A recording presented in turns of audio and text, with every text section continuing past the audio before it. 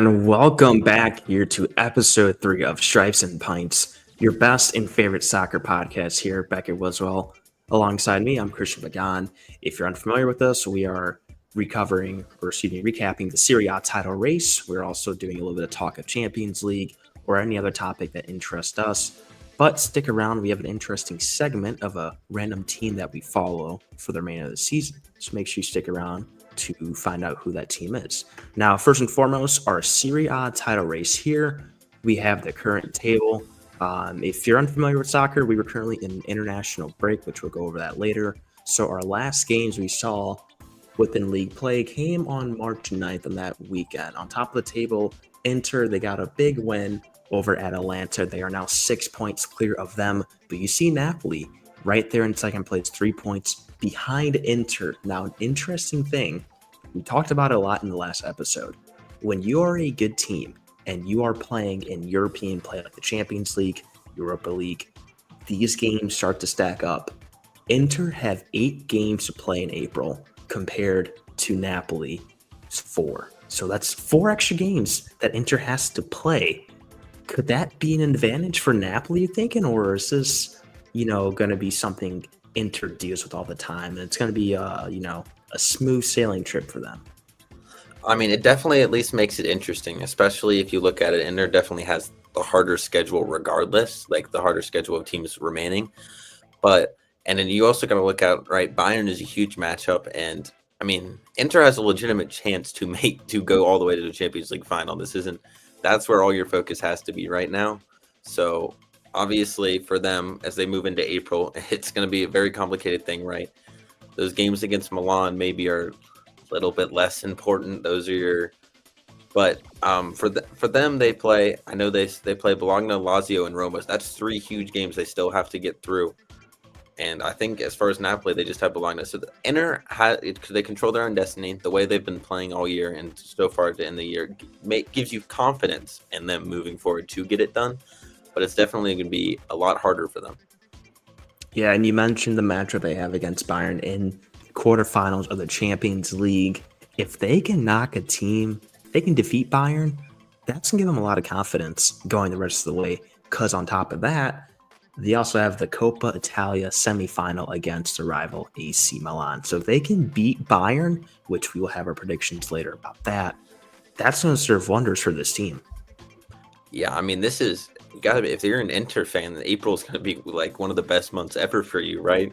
You get to watch two legs against your rival. You get to watch some huge games in the title race and a chance to move on to a Champions League semifinal. So for them, this month is, it could be catastrophic, right? You could fall out of all 3, right? You could lose all 3. You also could put yourself in a chance to, maybe not realistically, but win a treble. That would be something if they could win the treble. Well, Liverpool can't do it anymore, so someone's got to, that is put true. Their foot forward. Someone has to, and then maybe Barcelona. We'll see. We'll talk about that later. But looking at Napoli's schedule, not much going on in the month of April for them. As I mentioned, only 4 games, and as they sit 3 points behind, their players are going to be, well rested, and really just going to be hoping for that Inter Milan hiccup. Maybe in the Champions League something happens, or maybe they lose focus in a league game. I think, if you're Napoli, you're going to be rooting for Bayern. You're rooting for, a lot of this, stress on Milan and make them overwhelmed and potentially may overtake them in the league race. Yeah, I mean, and you could honestly say maybe you'd even be rooting for Inter to win just for the sense of just keep giving them more games, make them keep playing. I think the interesting thing to note is it's a 3 point. It's 3 points, so Inter losing 1 game isn't going to kill them, right? They got to drop 4 points, and Napoli has to win out. So I do still think that they should be the favorite. They looked like they are the best team. I mean, the plus 38 goal differential. They don't give up goals. They score more than everybody. They look like they're the best team. But 8 games, especially when you come into the end of the year, you've played so much. Now, it is huge for coming off international break, so that is a lot of rest for a lot of players, but it's going to be a big month for them. Definitely going to be very interesting here in the Serie A title race. We're now going to shift focus to the Champions League now. Like I just mentioned, international break. There's no Champions League. There's no league play. So we decided to make things interesting and predict the championship bracket. We did not have me personally. I have Real Madrid, Arsenal, PSG, and what will be the Mbappe Bowl, I guess, or the Mbappe semifinals, which we almost had last year in the final, but Dortmund had other plans. I see Barcelona defeating Dortmund. I see Bayern defeating Inter. Now, I think that Arsenal Real Madrid fixture in that matchup could be very interesting because Saka is supposed to return sometime in April. Do we know when? Not yet, but they're hinting around mid-April, and I think maybe Arsenal may not be able to defeat Real Madrid, but I think that matchup is going to be a lot closer than people think. And obviously, in the end, I got the El Clasico final with Barcelona being crowned as the 2025 Champions League champions. Beckett, reaction to this? Yeah, I mean, as you'll see, ours are very similar. You are right. Arsenal Madrid has the chance to be a very good two legs, but I mean, right, and especially they're technically looking to see if they're going to spend some Madrid players for the last round. I don't think that's a realistic thing that they'll do, but Madrid, their path got a whole lot easier after last round. I'm sure they'll be happy to go with Arsenal PSG on their way to the final. Now we're going to switch sides and look at your bracket, the one that you made. Like I said, we didn't talk about ours at all. And we basically had nearly identical brackets. So I'll let you take over here and explain your bracket. Yeah, I mean, really the only difference you got is Inter versus Bayern down there, which should be phenomenal. That I can't wait to watch that. I really just think Inter is in really good form, and I think they'll continue that. But I mean, I think this is a lot of people's initial reaction when the bracket first came out after the group play was we have the chance for an El Clasico final. And, maybe we're just rude. It's wishful thinking that we could get it, but it seems almost likely, right, that it would go there. And I mean, that would just be absolute cinema to get to watch those two teams play in the final. Mbappe versus Rafinha, future Ballon d'Or winner maybe, but it feels crazy to say, but no, You're not wrong. This new format it's definitely a little bit interesting. I don't think these are the 8 teams we would have predicted to be here, but it's going to set us up for hopefully what should be a phenomenal finish. And if we could get that final, man, that'd just be beautiful. That would definitely feed families. Now, something that people may not, they may not know about this, but PSG is one of the favorites. If not, they are the favorite to win it all because they've been red hot since October. Luis Enrique has been cooking up in Paris, but right behind them in the odds, it's Real Madrid and Barcelona. So I think, you look at that PSG Real Madrid game, it's going to be interesting because PSG took down Liverpool. But do they have enough star power to take down Real Madrid is the main question. I mean, Real Madrid in the Champions League is a different team. You're not playing Real Madrid. You're playing, super team Real Madrid. But those two semifinals will be phenomenal to watch. And it's great to see the growth of PSG in what, for those fans was, I get you knew Mbappe is leaving at some point, but it is hard. I mean, just 3 years ago, you had Mbappe, Neymar, and Messi, right? It's a huge change, but you found yourself farther than you were with those players, which is interesting. But it's exciting for them. Villa's no slouch of a team, but they're definitely not as good as they were last year. And so I do think that PSG and Barca, I do think should be able to fairly easily handle those games, but we should be looking at the Arsenal and Bayern ties to be very interesting. And I definitely agree with you. I think that PSG Villa fixture in the Barcelona Dortmund, I don't think they'll be close, but all eyes really should be on the Arsenal Madrid and Bayern Inter matchups, which should be very, very interesting. Catch all the action on Paramount Plus. Now, on our next topic, we're going to talk about our international break drama that we had. So, a lot of crazy things happen from events in South America to Los Angeles to Europe, okay? We're going to start off with the USA crashing out of the CONCACAF Nations League, an embarrassment. Couple of games for the Americans. They lose to Panama in the semifinal 1-0, then they lose to Canada 2-1 in the third place match. Obviously, a lot of questions to be asked and need to be answered with this USA team, especially because if they're going to be hosting the World Cup next year, if they're playing like this, Yeah. what can we expect then? Like, my expectations are gonna go from here to like here. They can't go much lower after this. No, they definitely don't look ready. Obviously it is one of those weird times. You don't play together that much, and you're getting a new coach. It is a transition period, right? But at the end of the day, I think the big thing that you're looking for when you're getting rid of Berhalter is more creativity. I think that was a big thing that was an issue with the U.S. teams. It was just kick the ball in and hopefully someone heads it in. That was really what it felt like. And there's not a lot of opportunity to score. But then you go play Panama and you can't score against them. You can't score against Canada either, really. So there's a lack of improvement, which you really were hoping to see kind of efficiently, because you do. I think a lot of people felt when you're firing Berhalter that anyone would be an improvement. It's one of those coaching where, sometimes you have a coach that's not helping the team, but you felt like that was a coach that's being a nuisance, whether that's in the locker room or on the pitch. And so I think that's definitely not the start you want to see.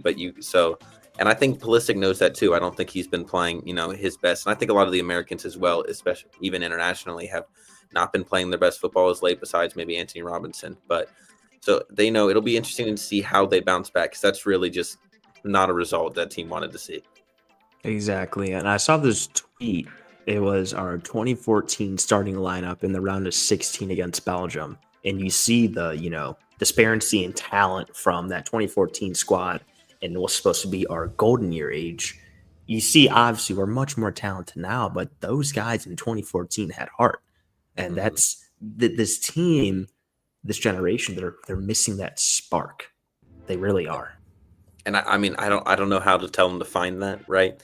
If playing a World Cup on your own home turf doesn't do that for you, I don't. That opportunity comes literally once in a lifetime for a total of 20 people in this country, right? So that's a huge.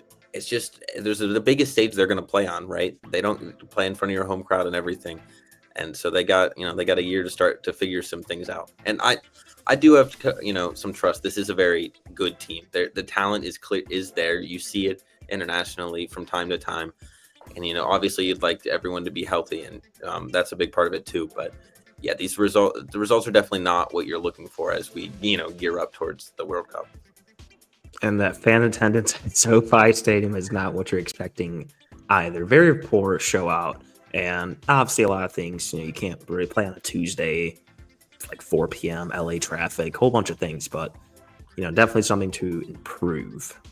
Now, and that's definitely always been a huge thing, is really just getting fans to go to the games. It really feels like, I don't think people know that there are games happening. I think that's I didn't. No, you don't see it anywhere. You don't, and I think that's a big part of us as a country, right? You see, the U.S. could be playing in the World Cup final, and you're going to turn on your TV, and Stephen A. Smith's talking about LeBron for some reason, right?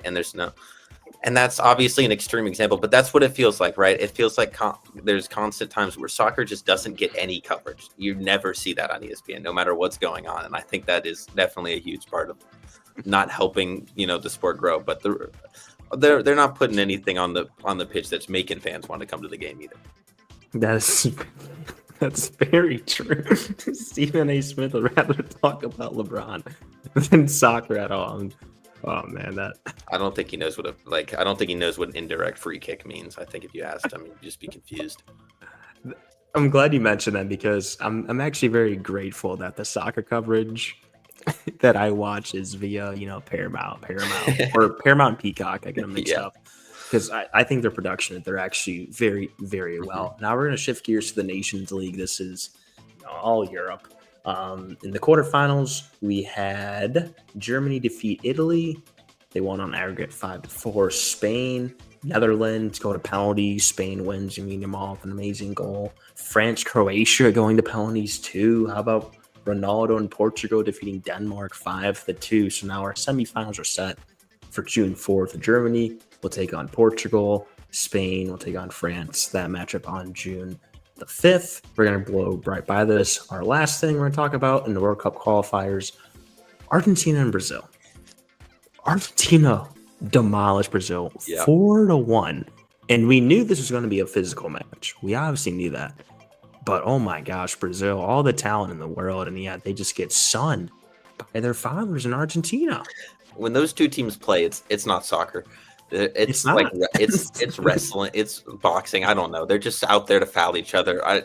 I know I think the last time they played a year ago, it was I think it ended up 0-0 and they were just fouling.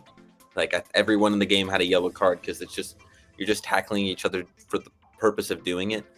So honestly, the fact to give up 4 goals when that's the kind of the play style going on is even more terrifying.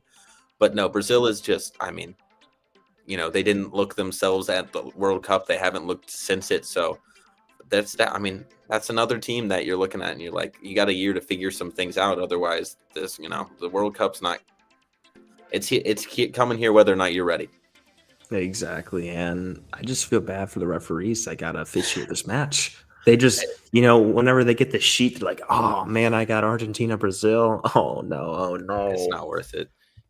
I mean, you're gonna have Dwellington and Bruno in your face the entire game. They're not gonna leave. They're gonna yell about everything. They're gonna be on the ground.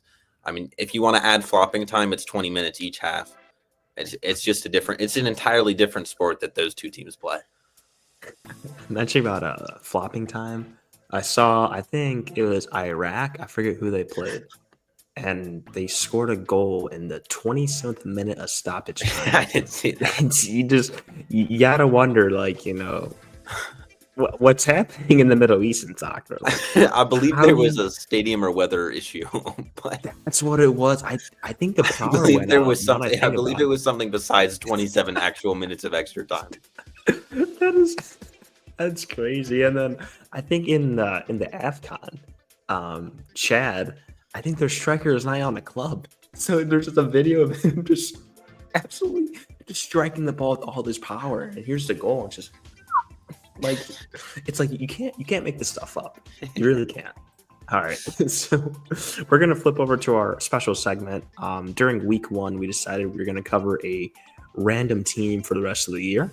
We put it on a spinning wheel of death, and we drew Fulham, believe it or not. So if you guys don't know me, I am a Tottenham fan, unfortunately. These two teams play each other. Fulham won at home 2-0. And I got a couple of text messages from you saying, hey, how about that? How about that? I'm like, don't mention it. But I didn't know how you feel about it. Listen, man, as a Tottenham fan, I've been through it all, I think. I've seen it all, so nothing really phases me.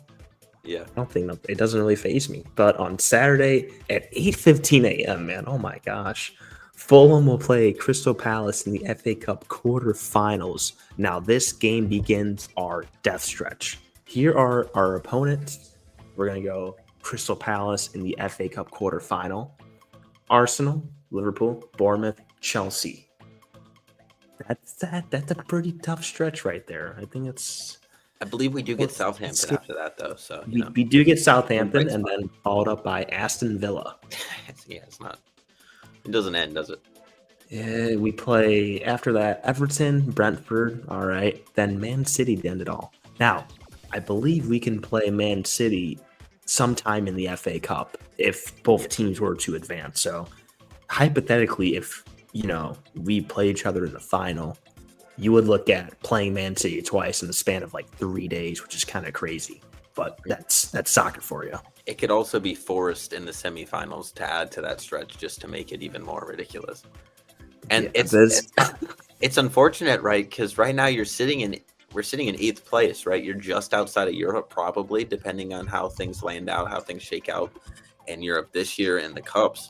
So obviously, with just Forest and City left in the FA Cup, that's that's a pretty clearer path than maybe it's favorable. You've got a lot of teams out of there that you're expecting, but also that death stretch is really tough because you are in a place where you are playing for something, right? You've got a lot of teams, right, like Bournemouth or Palace who are not really playing for anything. You're in 10th place. If things go well for you, you might get 9th, but what does that mean for you? So for Palace, that game, this is everything. But Fulham, I believe slight favorites at home. But that, it'd be huge to, advance in that. And because the next month's not going to be fun. So it'd be nice to get some enjoyment out of the FA Cup at least. And you mentioned us sitting 8th currently in the Prem. The difference between 9th place and 4th place is just 4 points. So if they can string together a couple of wins that they weren't expecting to get, it makes things a whole lot interesting. Like, say you pull off a win against Liverpool that you weren't expecting.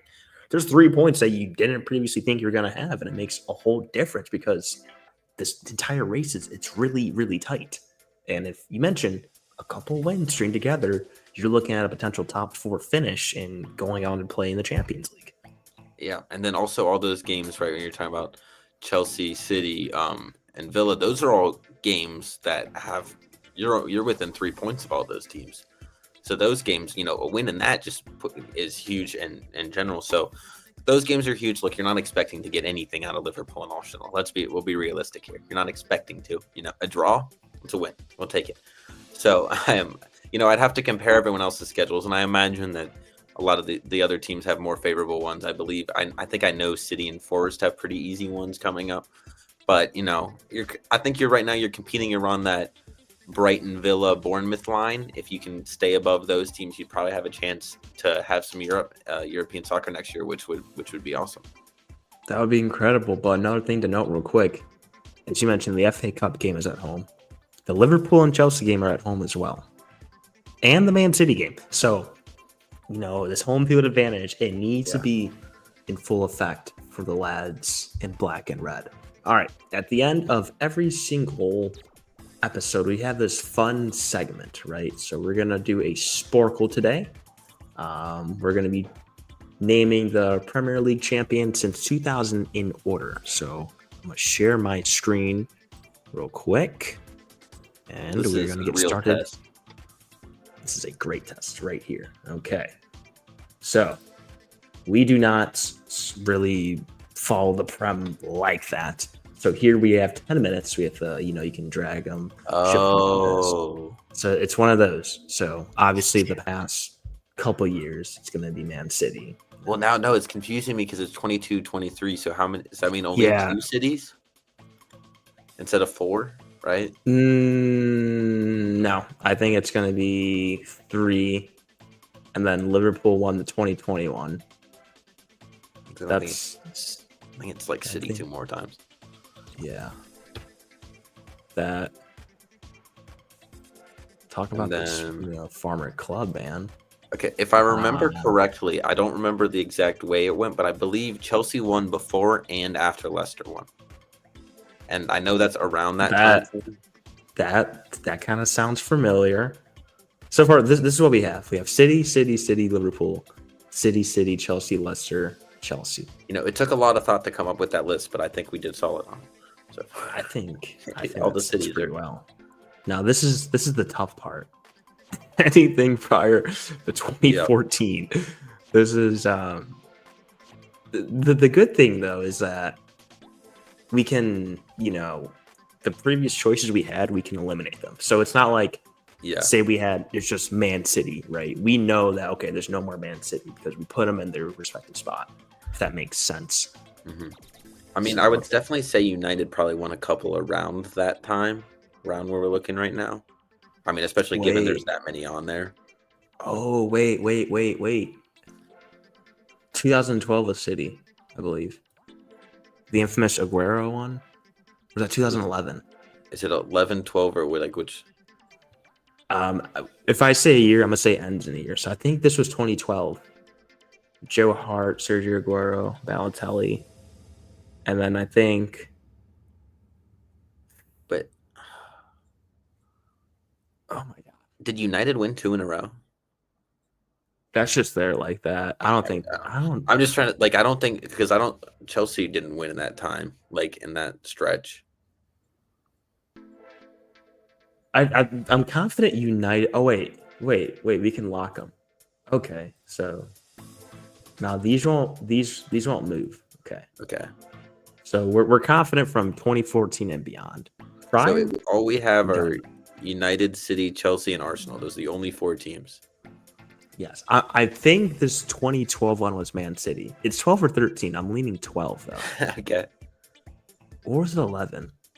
Definitely wasn't 11. No. I'm going 2012.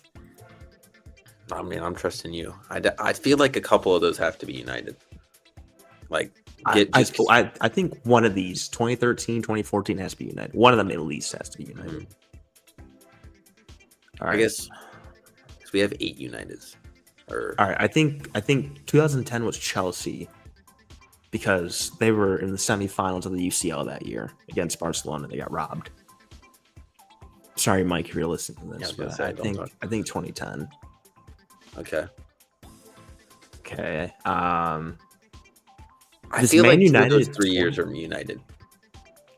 Honestly, this 2011 United really was. Won't catch me off guard. All right, we're gonna close this ad. This ad's no. There we go. I think 2004 is Arsenal because they went on undefeated year. Confident about that one. So it's one Chelsea, 2 Chelseas and Arsenal, and then it's just the other 2. Did Man City win in 2014? They won it 1. I think they won it in 2014. I would say I would feel fine doing like United City. Okay. Like just doing. Because I think their 2012 one, they didn't win much prior to that. And I think if there's another one, I think 2014 would make sense. So we're going to lock those up. 2010, Man United, 2011, kind of, that just sounds right, honestly. I'm not going to lie. Yeah. I know they won a couple like early to like 2010s, I think, from talking to Kowski. So this is where I think 2007, I think they won because they were in the Champions League final that year, I believe. Or was it 2009? I think they won both. Put it for both if you want. Yeah, I think they won. One of them's right. Why do I feel Arsenal won 2000? That just sticks with me. I really gotta have to trust you here. I got nothing. This is just like not of intuition, but it just feels right. I guess. Do you know if there were any repeats? I mean, Ronaldo was playing during this time, so I gotta imagine there were some repeats. Yeah. I mean, if there's 6 United, at some point they got to get 2 in a row. Yeah. Actually, I don't even think that's a choice. They have to. If you want to do 7 and 9, like, if you feel confident they won one of those. Oh man. I think 2005, 2006. There's still 2 more Chelseas. I feel like those I should know from, but I'm just trying to think of like Champions League finals too that usually sometimes or a lot of times, the league winners will make that. Yeah. 2005 7-11. They lost in 2009 to no. I think it was 7. I'm confident about 7 and 9. Now the rest, I don't really know. That's why I'm like, we got 3.5 minutes, so it's like, I don't really. I mean, I guess I'm almost just like split up a little bit of the Uniteds. I think we feel confident to say they didn't win this many in that many years, right? They didn't win 6 and 9 years, right? I don't. They might have though. I mean, I don't know. They might have, but that just seems like a lot though. I feel like everything we have locked is fair. I would agree. I think everything we have locked is. I'm confident about those. Do you think Arsenal won in 2000? It just clicks. Honestly, it just clicks. Yeah, I mean, it just clicks with me. So like some of this stuff, it's like off intuition. Like I just have a feeling. Like I remember seeing something that they won in that year or something. Mm-hmm. All right, we have 6 left. Come on, you Chelsea fan. You got no one of these at least. Why are you calling me a Chelsea fan? I just listen to 2 of them yap all the time. It doesn't mean I remember everything they say. Hey, I remember the Chelsea flag in your room freshman year. Okay, it's not my flag, though. It's not my flag. All right. I mean, so we only have Chelsea and United left. Kind of. I feel like that. Like, I feel like we have to put Chelsea there because they didn't win 5 in a row. Like, what if we go like? They definitely did not 3P in the Prem. I don't know. There's no. Well, it's gonna be like that one way or another. That's what. Like, something's definitely has to be like wrong, and that like. because They they might have, did. though. I mean, you never know. I feel like them two-peating twice is a lot to begin with. But he had some Sir Alex Ferguson. I don't know when he started, but he had some good teams. Rooney, Ronaldo, Is all it them possible guys. that Arsenal won in 2000, but that meant 2000, 2001? I don't. I think that's just 2000. Just Okay. start the new century. I think. Like I said, I think it just clicks with me. For all I know, maybe they did three-peat. You think they third-peated? Maybe they did. Honestly, they were good, man. What all that this is proving, this is just making it so much funnier that they're in 13th place right now. We're looking. They got like 9 titles on this list, and they're in 13th place behind Crystal Palace right now. I'm shocked Liverpool's only on here once. Wow. Yeah, it is kind of crazy. Farmers Club. All right, we got a minute. It really is kind of insane that it is actually only 5. Like, there's just 5 teams on here, or 4 teams, and then Leicester and Liverpool each make an appearance. All right, are we locking this in right here? Sure, let's go. We go like that. Once you got pre 2010, I really don't got anything. All right, we're gonna lock in the three-peat. Okay, here is our final guess. We're gonna get some red, but it eventually. Wait. Oh. Wait, did I? Switch United and Arsenal real quick. Wait. No, Switch them real quick. No. Oh my God. I did this wrong. Oh my God. Wait. Says Chelsea, I guess. Oh, we didn't. We did this completely wrong. We can't even tell if they were right. Wait. I think it's only right. We only right to look it up. All right, I'm looking it up. Yeah, I want to see like. So we had the right idea, we just put it in the wrong format, essentially. I didn't realize you had to do it like that. Yeah, I mean, I guess that would have made it, easier, kind of. Okay, we're gonna start from the bottom. All right, we're gonna go City, 3-peat. That's correct. Liverpool. Wait. Yeah. Okay. Yeah. No, this is right. Yeah. Liverpool won in 2020. City, right.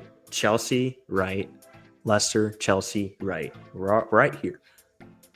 City. Manchester City won before Chelsea. That's right. Man United won 2012, 2013. That's right. City won 2011, 2012. That's right. United won 2010, 2011. Chelsea won 2009, 2010. So all of this we have. Everything 2010. Everything on there's right now. That whole list. So this is the interesting one. All right. 2008, 2009. Man United. 2007, 2008. Man United. So they three-peated. From 2006 to 2009, they three-peated. Or 2000. Yeah. Chelsea won 2005, 2006. Wow. Dude, they won it 5 Chelsea went times back-to-back. in 7 years. Arsenal won 2004. So pretty much all of those are right if we had if we realized how to do it. Yeah, so I think we only missed just these first ones. Yeah, up to 2004. Yeah. So I honestly want to say we went 20 for 24. This 13%, I think that's just inaccurate. That's not bad. Because I started watching it 2 years ago, low-key. Yeah, dude, I wasn't even born yet when we're getting these ones wrong. I don't feel bad about that. I think that's still very impressive, honestly. I think the fact that we did perfect through what was it, through 2009 is impressive, or even up to the United three-peat. I think that's impressive. Hey, we just got something for it. Any final thoughts we have in episode 3 of Stripes and Pints? No, I'm just we got some learning in today. I like, sport goals are always fun. This brings me back to high school. I used to just sit in class doing sport goals instead of chemistry, but yeah, it brings me back. But I'm excited. We got some good soccer coming up the next few weeks. On my birthday, we get those Champions League matches. So hey, I'll see if I won't. I'll be realistic. I won't be away from the Fulham game on Saturday, but I'll watch it after. I won't be away. Just turn off the notifications and watch it on tape delay, I guess. Right? Is that how we do it? Yeah, turn on. Yeah, just pre-record it or. Go on ESPN Plus and just click watch again. Watch from beginning. We'll go like Okay, that, right? Yep.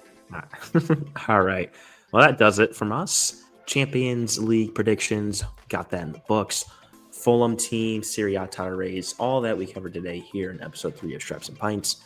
Becca Wiswell, Christian Margon, thank you for tuning in, and we will see you next week. Have a good night.